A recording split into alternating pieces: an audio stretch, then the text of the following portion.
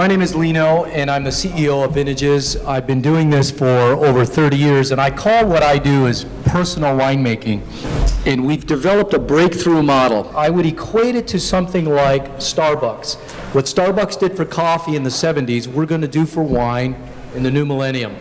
Meaning taking a very old drink and delivering it in a whole new way. Ultimately, we all know, we've all been to Starbucks. It's very much an experience, and when you come to Vintages and see what we do, it's very much an experience, and that's what we're about to scale. We're a retail store, but we're wrapped in a winery. The legal designation is a winery, but ultimately it's a retail selling experience, and this kind of hybrid doesn't exist.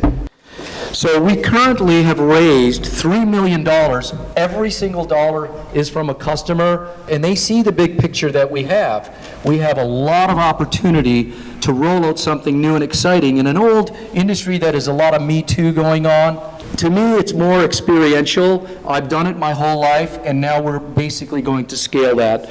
You know, we love to deal with, honestly, anybody that loves wine, but I really love the people that are wanting to learn about wine. There's a lot of younger folks, 30-year-old, 40-year-old, let's say, that are a bit intimidated, and this picture kind of tells it all, in the sense that he's looking at a label, maybe he's asking the young guy or the young girl there what this wine tastes like, and taste is very subjective, is the bottom line. My version of a good Cabernet is going to be a lot different than Jim's version of a Cabernet. And this is where our model strikes at the heart of that. And it is what we call a palate profile. We know that there's science all behind wine tasting. On the palate, the bitter, the sour, the sweet, we all know that. But there's an artistry to learning what the customer actually likes, what bitter means to him, what sour means to me, or what sweet means to you. So that is what is developed in our palate profile system. It allows us to learn a lot about you, and this is what is explainable, teachable to a franchisee, because as we scale this, we're going to do company-owned stores and franchises. That is the repeatable and scalable part of what we're doing. This is the heart, ultimately, of what we're doing and what I've done my whole life. It's a wall of barrels, barrel heads, but in behind that wall is not bottles of wine, it's bulk wine.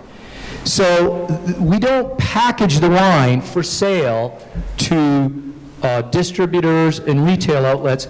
You come to the location, and then we can dial into your tastes and pull the wine out of the bulk quantity and make a blend, or you get to build your wine and you get to make a blend to your gusto, to your taste, and you have the option to have us bottle it or you bottle it at our location. So the traditional model is what you see: winery, distributor, and the store. And I'm going to tell you the big driver in this whole picture, in this industry, in the wine industry, is that middle guy. It's the distributor. Wine is sold through a 3-tier system. We break through that. That's the big breakthrough of what we're doing. It is will be the first vertically integrated production and distribution and selling of wine that can go across state lines without having to go through what I call the gatekeepers, and that's the distributors. In that first, so you can see the wine's made, it goes to a distributor, then goes to a store. Well, I call that speculating on inventory. In other words, as a winemaker, you try to figure out, well, what is the customer going to like in the end? And then, of course, you've got to go through the gatekeeper and the other, the retail outlet. But I call it speculative inventory, meaning you're making wine and you're hoping it can be sold. And, of course, how you reduce that hope is spend a lot of money on branding and also marketing. In this picture, what you see really is who's doing the branding, who's doing the marketing, is the people tasting the wine. That is critical to understand in our model. That happens in the experiential component of our distribution chain. That's the store in the middle. So they're pulling our production as opposed to us pushing our production onto the market. And so I did a phone call today down to a place called the Pinot Brasserie. And Santa Margherita is a very good brand of Pinot Grigio that I make something very similar to. I buy my grapes from the same area as Santa Margherita in Italy, and it's $65, in a restaurant. If you were to buy it at a retail shop, it's $25. At Vintages, you can get it for as low as $12.95 a bottle. we eliminate a lot of the handling and pass on a lot of price savings. So you get a high-quality product the way you like it to taste at a price that is really affordable. It's a $34 billion market. The wine industry in general is. It's going to double. It's doubled in the last 30 years. The next 30 years, it's going to double again, just based on demographics. This is really straightforward.